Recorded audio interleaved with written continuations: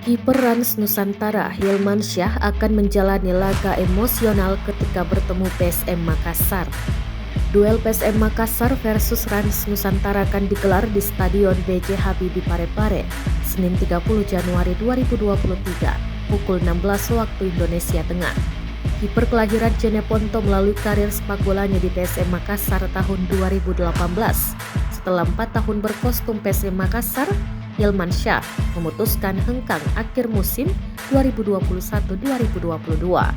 Dia bermain 49 kali bersama PSM Makassar, mencatatkan 119 penyelamatan gemilang dan 14 kali tanpa kebobolan, serta menjadi bagian tim PSM Makassar menjuarai Piala Indonesia 2019.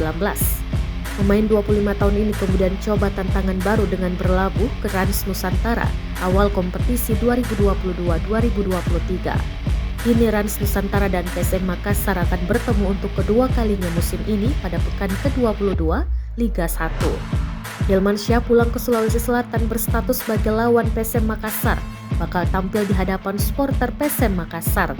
Hilman Syah mengaku laga Rans Nusantara lawan PSM Makassar sangat emosional baginya, apalagi bermain di hadapan para pendukung PSM Makassar.